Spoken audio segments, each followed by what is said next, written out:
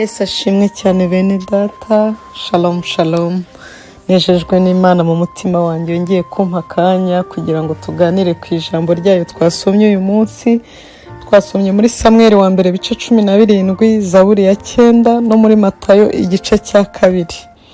Ni amagambo meza cyane nongeye kongera kwibutswa n'umwuka w'Imana, umumaro wo kwiringira Imana kuruta kwiringira imbaraga zacu. Mu isezerano rya kera muri Samuel wa mbere iki gice cya 17 nabonye uburyo uyu Mufilisitiya uyu Mufilisitiya nyine witwa Goliath yarari gutuka ubwoko bw'Abisirayeli ngo yabatutse iminsi 40 yose, bose yabatinyishije yabatigishije habuze n'umwe wo kumurwanya. Kandi koko iyo witegereje ukareba imbaraga ze yari afite n'uburebure bwe n'uburyo yari ateye, koko ateye ubwoba. Ahangaha rero natekereje ukuntu tujya ikigeragezo kijya kiduteza ubwoba, kikadupanikisha, ubukene, kwangwa, kuvugwa nabi, ubupfubyi, ubupfakazi, kubura akazi, inzara. Ibigeragezo ni byinshi bikugera imbere, gutotezwa mu kazi kuba karimo, ubu karimo ugahura n'ikigeragezo, waba utakarimo ugahura n'ikigeragezo. Hari ibigeragezo byinshi muri iyi minsi by'amajeya bimeze nka Goliath muri iki gihe ari guteza ubwoba Abisirayeli. Birashoboka ko kinakwizingiyeho iminsi myinshi, ariko habuze icyagutabara kikagutera ubwoba, kikaguhagarika umutima, kikaguhangayikisha.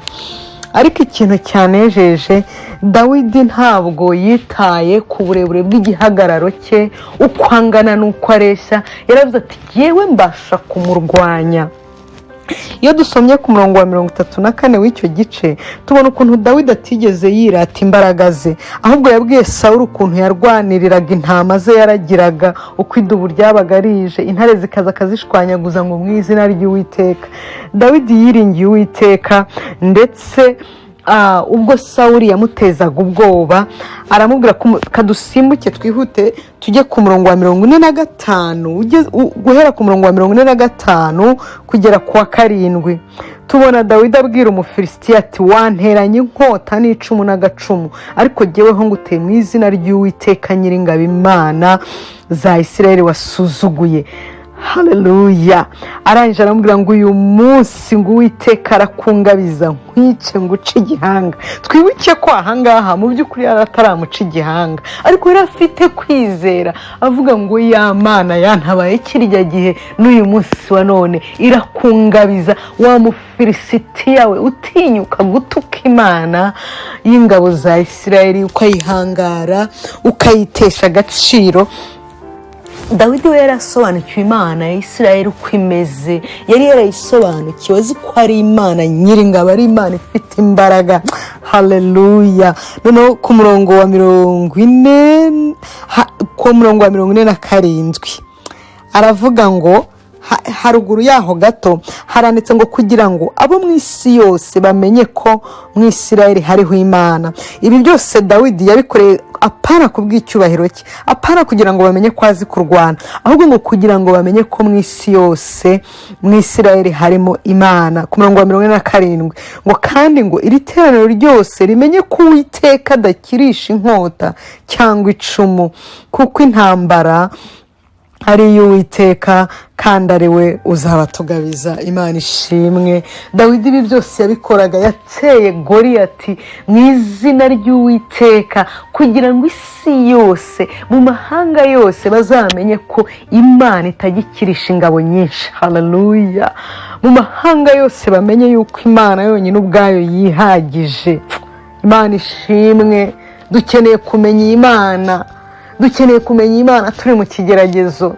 Hari igihe Imana ishobora kureka kura n'ikigeragezo runaka, abo wiringiraga bose ko bagutabara ukabura n'umwe, inshuti ntizigufashe, ugasigara wenyine. Ariko Imana irashaka ngo uyiyome, umenye ko uri umukobwa w'Imana, umenye ko uri umuhungu wayo, umenye ko ikurwanirira mu bikomeye, atari kubw'ingabo cyangwa kubw'amaboko, ahubwo ibasha kugutabara y'ubwayo yonyine. Umenye ko yihagije.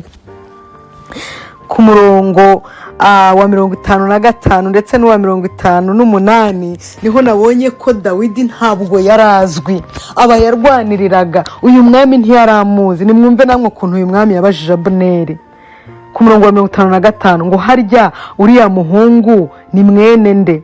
Abuneri nawe aramusubiza ati mba ntumutabaho nyagasani nkamumenya. Ararahira arirenga. Ku murongo wa 58 Sawuli aramubaza ati harya uri mwene nde wa muhungu we? Aya magambo nyasoma nafashijwe cyane ndanezerwa, mbona ukuntu naho isi takumenya, naho abantu batakumenya ariko ukabuzwi n'Imana, igihe iyo kigeze ufitanye ubusabane n'Imana, ufitanye ubushuti n'Imana. Haleluya. Na babandi batari bakuzi, na babandi bakomeye b'abanyacyubahiro bagaragara nk'abari hejuru yawe, wowe ugaragaramo nk'insuzugurwa, barakubaririza kubera Imana ikurimo, kubera ibitangaza Uwiteka gukoresha. Mureke dushaka ubushuti n'Imana, mureke twiringira Imana aho kwiringira amashuri, aho kwiringira imbaraga, aho kwiringira inshuti, aho kwiringira ibidafite umumaro byose. Amagambo yo muri Zaburi twasomye nayo yamfashije, muri Zaburi bice 9 nakajwe n'umurongo wa 10 n'uwa 11 hangaragariza ko abazi Uwiteka bakamwiringira atajya bareka na rimwe. Imana idufashe. Muri Matayo rero ibice 2 byo twasomye nabonye ahantu Imana yagendaga itabara Yosefu na Mariya, ariko yatabaraga Kristo kuko Herode yashakaga kumwica. Nabonye ukuntu Imana igikorera mu nzozi zacu rero bene data, inshuro zigera muri 3 zose. Ku murongo wa 12 nabonye ahantu bari abanyabwenge ngo baburizwa n'Imana mu nzozi ngo gusubira kwa Herode.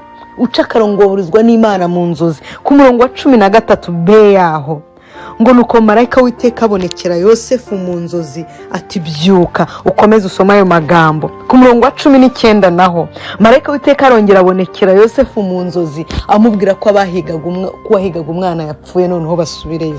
Tubone inshuro 3 zose marayika w'Imana ndetse n'Imana ubwa ikagenda ibonekera abantu bayo mu nzozi.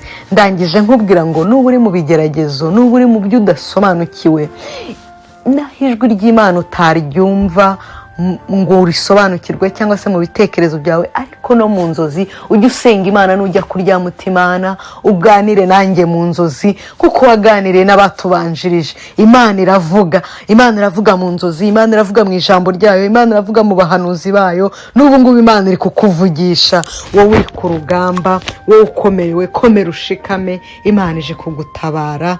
Uwiteka abagirire neza, mugire ibihe byiza, ndabakunda mwese, baba.